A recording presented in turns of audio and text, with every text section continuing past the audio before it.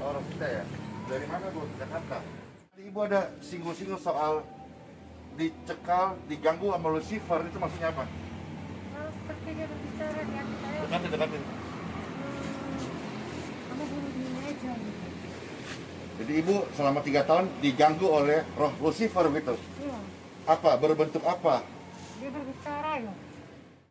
Akan kubunuh keluarga kamu. Saya mana mungkin. Memang kamu siapa gitu.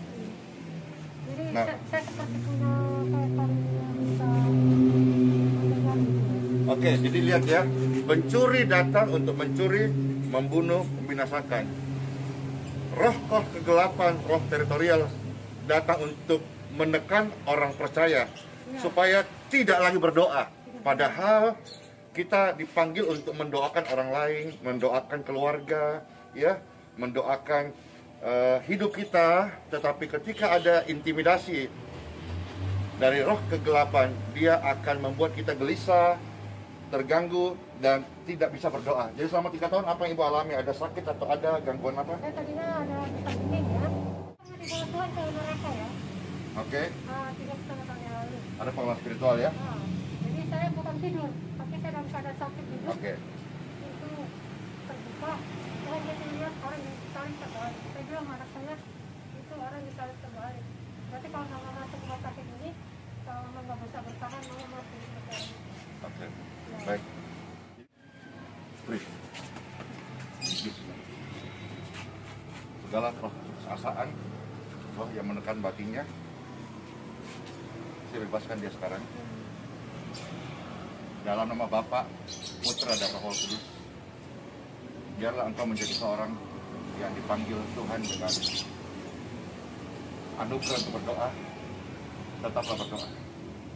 Nah, berkati sama tanganku, apa yang kukerjakan berhasil.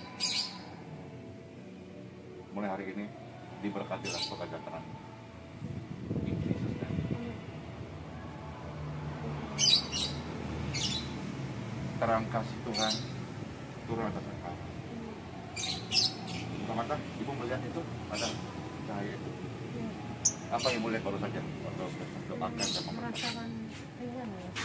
Dingin. Tidak seperti saya datang tadi. Waktu datang tadi ada kegelapan, panas. Sekarang, ya.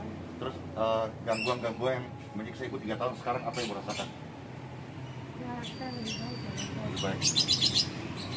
Saya lihat mengetahui saya. Amin. Tuhan memberkati engkau.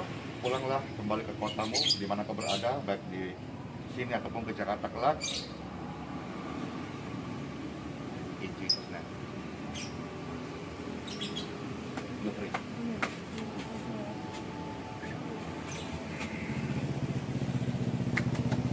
Amin. Terima kasih banyak. Terima kasih banyak. Jadi Pak. Ya, Bu. Selamat pagi. Ya. Kita mau berapa hari ini? Sol, sini Sol.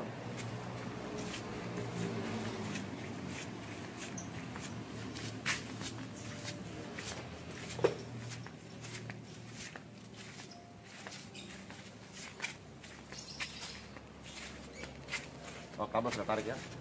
Sudah tinggal pasang lampu.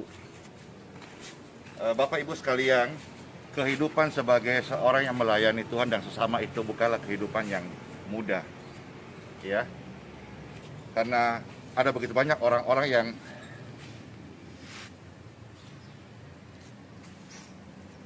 kompleks masalahnya, lalu meminta pelayanan. Makanya selalu pastor declare bahwa pelayanan itu setiap kota Tuhan sudah mengutus hamba-hambanya untuk berdoa dan mereka dipercaya Tuhan bertanggung jawab untuk tempat itu, kota itu. Satu kota ada ratusan hamba Tuhan, bahkan ribuan mungkin. Tetapi itu pun masih kurang efektif ketika orang-orang yang kompleks masalah hidupnya dan mereka berpikir seolah-olah hamba Tuhan secara total, secara instan menyelesaikan. Padahal sebetulnya selama kita dikatakan masih hidup, kita pasti masih memiliki tanggung jawab, baik itu pergumulan atau apa saja. Nah, pada saat ini Pastor mau share bahwa Pastor Andy selalu hamba Tuhan yang melayani, tetapi tidak membuat serta-merta Bapak Ibu sekalian yang punya pergumulan. Ya, karena dalam sehari-hari ini orang datang ya, dengan berbagai masalah. Ada yang sampai maaf ya, mengancam, ya. Kalau tidak ditemui saya bunuh diri dan seterusnya. Ini kan sesuatu hal yang membuat kita ya, masalah mungkin kalau bertahun-tahun itu kan harusnya mendidik, mendewasakan kita, bukan membuat kita menjadi putus asa. Ingat, ujian kita hadapi untuk menjadikan kita naik kelas, bukan untuk jatuh. Oke ya. Jadi ada bagian-bagian hamba Tuhan, para pastor gembala mendoakan, tapi ada bagian Tuhan tidak memberi engkau pencobaan melebihi kekuatanmu. Dan ketika ujian itu datang, Tuhan adalah setia. Dia pasti memberikan engkau jalan keluar. Oke? Ada tamu? Ya. Dan tamu-tamu yang datang ini, yang ini rasanya pastor nggak ada janjiannya. Cuma memang kalau pas lagi live begini atau lagi di jalan, ya memang ini kesempatan. Ada juga sih yang marah sama kita, yang merasa kecewa karena datang tidak ketemu. Ya karena memang tidak buat janji. Dan pada prinsipnya sabar sedikit lagi ya. Ini memang belum dibuka secara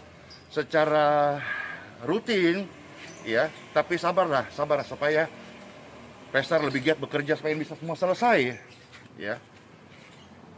Ada yang merasa kita tidak maksimal karena nggak ketemu, ya. Jadi ketika saudara-saudara datang tanpa membuat janji, itu kan tidak menjadikan tanggung jawab pastor untuk harus ketemu, dalam arti bisa saya pastor lagi keluar atau tidak di tempat begitu. Jangan sampai menjadi miskomunikasi sehingga kita salah berpikir. Kemurnian pelayanan ini menjadi tercemar oleh karena pikiran-pikiran yang kita tidak mau terpimpin dan terbimbing. Oke ya, ayo kita lihat kenapa ada apa. Halo. Iya. Pak siapa? Dari mana? Pinggan. Iya. Pinggan. Iya. Mana? Iya. Apa ini? Oh, kafe kerennya mantap. Ya, lagi di dalam kondisi terus ringan. Siapa terus ringan? Saya kena mah akut. Ini sudah dari 2014. Bentar dulu. Ini tahu Pastor Andy dari mana ya? Saya Dekatin. ikutin di YouTube. Tuh. Ya. Dari ada keluarga di Pangkalan Bunda. Pangkal Bunda. Sarankan ke sini. Pangkal Bunda itu Kalteng ya. Iya. Nah, jadi lihat ya, gini. YouTube ini sangat-sangat membantu ya, banyak sekali menjadi media informasi, menolong sesama.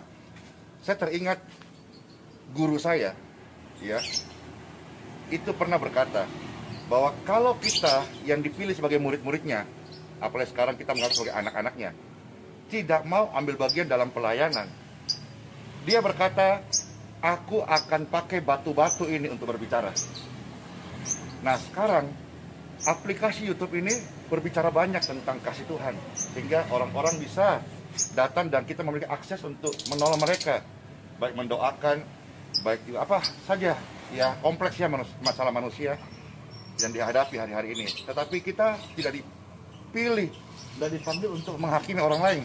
Ya, kita nggak perlu menjelek-jelekkan atau cari tahu kenapa penyebabnya. Yang penting kita kasih tahu, Jesus love you all people. Tuhan Yesus sayang setiap orang.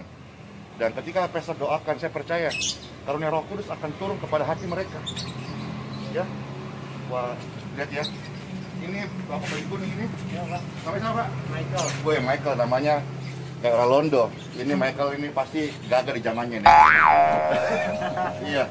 Nah, orang-orang kayak Pastor juga ada banyak bertanya nih, Pastor tatoan? Iya. Dulu saya malu, sekarang saya nggak malu dan tidak. Oh my god. Oke, kata Bapak tato adalah seni. Seni adalah kehidupan. Nah, orang-orang jenis kayak Pastor Andy, kayak Pak Michael ini, terus terang ya, tidak bisa dimenangkan oleh karena kita menghakimi dia. Ini laki-laki tulen, laki-laki berani. Dia pasti berkata, emang lu kenapa? Emang kenapa? Terlanjur aja, ya kan? Kalau dihakimi gini, gitu, kamu kalau gini, emang kenapa? Tetapi ada satu sungai namanya kasih yang bisa mengubah seorang preman, seorang penjahat, seorang yang keras hati seperti Paulus dan seperti saya. Dan mungkin tidak mustahil bagi Pak Michael untuk berkata, saya mau hidup baru. Ya, jangan pernah menyesal pasang tato. Ya, asal jangan pasang sekarang. Dalam arti setelah kita tahu kasih, tahu hidup benar, jangan lagi dipasang. Ya, dulu kami pasang ini, saya dulu pasang di Rutan Salemba, di penjara. Dan memang saya dalam kegelapan. Jadi saya nggak tahu. Kalau sekarang mah pasti enggak. Ya, dulu rasanya pingin kita mau di laser, tapi ternyata itu rusak kulitnya. Ya, waktu sebelum anak saya lahir, saya sama istri sepakat, ya udah kalau gitu di laser aja, supaya nanti apa kata dunia jelek dong. Karena takut ketahuan nanti istri anak-anak kita. Tapi saya bilang, dulu saya malu, ya. Tapi setelah saya tahu bahwa memang saya dulu sampah, saya pecina, saya pembunuh, saya pencuri, saya pemakai narkoba, untuk apa saya sembunyikan? Dan semakin rusaknya seseorang di masa lalu, hari ini kalau bisa dia baik, itu semakin mempermuliakan nama Tuhan Sang Pencipta. Ya, maka ini juga sudah penginjilan sebetulnya buat Michael. Oke.